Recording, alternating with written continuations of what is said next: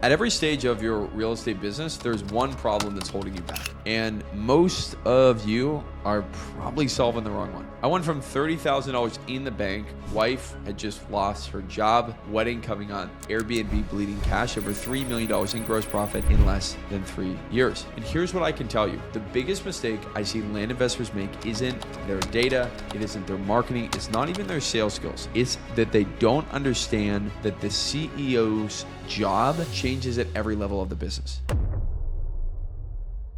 If you're solving problems from 2 stages ago, you're never going to break through. I say this because I have consistently messed this up. Now in this video, I'm going to show you the 5 levels of the land business from 0 to $10 million and exactly what your job is at every stage. Now stay until the end because most people are stuck at level 2 and they don't even know it. Now before I break down the 5 levels, I need to tell you something that took me 18 months and almost burning out to learn.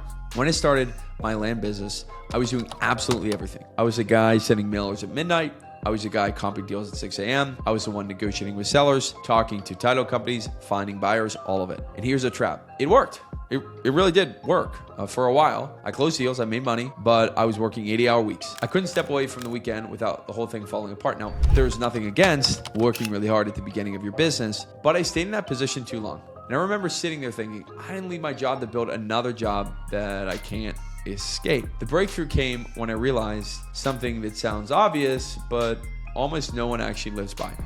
Your job as the CEO is to solve the biggest constraint in your business. And that constraint changes as you grow. Yes, let that sink in. You won't always be doing what you are doing now. And if you are, that's probably the biggest reasons why you aren't actually scaling. If I could go back and tell myself this when I was starting this business, I could have saved a lot of money and headache and gotten to where I am faster. If you're solving the wrong problem, even if you're solving it really well, you're never going to scale. Let me show you what I mean by that. I call this the land ladder. It is the operating system that I've patented for scaling a land business. And it works whether you're flipping rural land, infra lots, doing subdivides, whatever you're doing. If you want to download your personalized scaling roadmap for your business completely free, click the link in the description down below to get it now. So you can follow through while you're on this call. So you can click pause and get it. Now there are 5 stages to the land ladder. Each stage has a different revenue target, a different team size, a different constraint, and most importantly, a different job for you as the CEO. Stage number 1 is the beginner. Stage number 2 is the hustler. Stage number 3 is the operator. Stage number 4 is the architect. And stage number 5 is the developer. Now, most people watching this are stuck somewhere between stage 1 and stage 3. And the reason they're stuck is they're still doing the job of the stage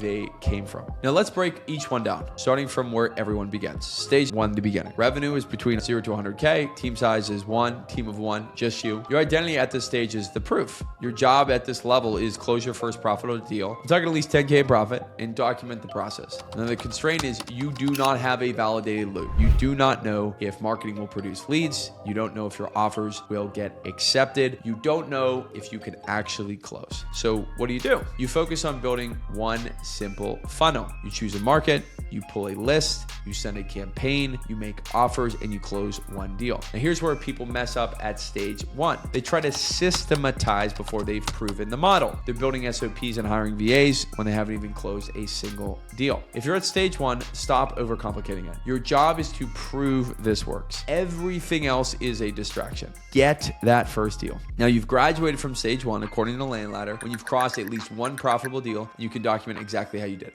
Stage number 2 is the hustler. Revenue is 100 to 400K. You might have 1 to 3 people helping you. Your identity here is the grind. Your job at stage 2 is building momentum. You want to master one marketing channel. You want to track your KPIs. You want to get 2 to 3 deals per month consistently. At different sub-stages within this stage, you will need to solve different problems, but it works up to 2 to 3 deals per month. The constraint at this level is invisible metrics and inconsistent inputs. You're relying on energy, not system. You're grinding, but you can't explain why some months are good and some months are terrible. Now the trap at stage 2, and I see this with so many people that are part of the landman community, is you start hiring before you know your numbers. You bring on a lead manager when you don't even know your cost per lead. You hire an acquisition person when you can't even quote your cost to acquire a deal. That's bad. Why? Because you don't know if they're going to be successful or not. You hire based on emotion, not on data. You graduate from stage 2 with 3 consecutive months of 2 to 3 deals per month. Plus you can quote your CPL, CPD,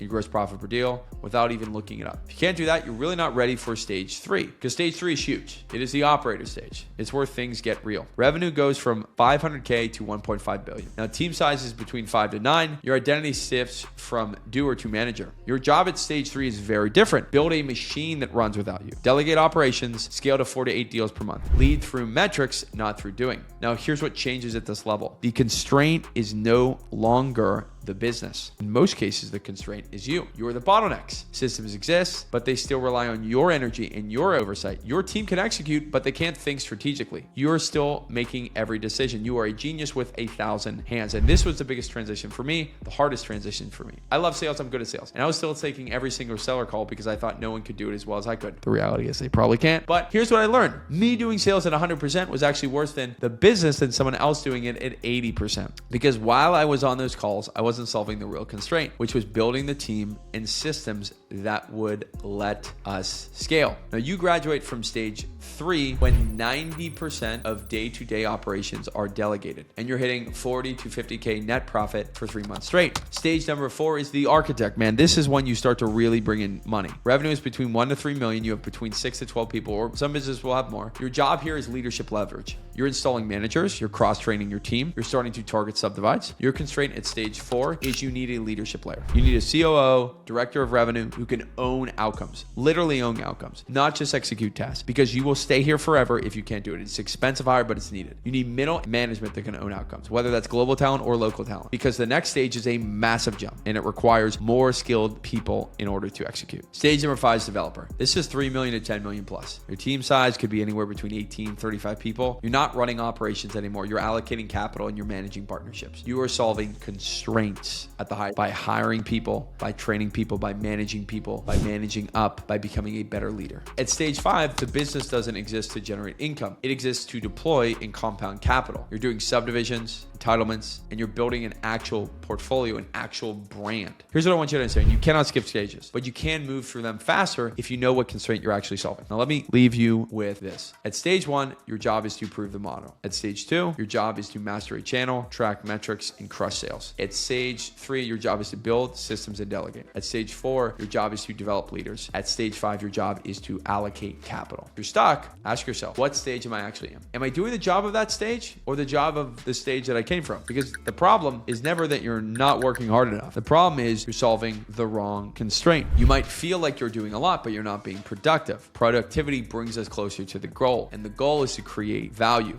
through financial exchange, i.e. make money. So if you are not, as the one employee that you cannot afford, directly tied to the largest revenue producing activity, whether it's hiring people, managing people, executing, doing whatever it is, then you're not going to achieve the outcomes that you're looking to achieve. So if you got value from this video, subscribe. I break down exactly how to build a land business, a business in general that creates real freedom, not just another job you cannot escape. And if you want to see the full land ladder breakdown, the exact KPIs, team structures, SOPs at each stage, click the link down below and I will send you the complete guide. There's a little landing page that you'll be able to just click and download completely free. I go live every week as well with my free community where I answer questions and review real deals. Link is in the description if you want to join us there as well. So here is to your success and focusing on the right stage at the right time. Because remember, you would not bench 315 pounds when you've never benched 135. You'll work up to it. So why are you acting out of your stage? Or if you want to gain muscle and you can bench 225, but you're benching 135, you're stunting your growth, man. I'll see you in the next one.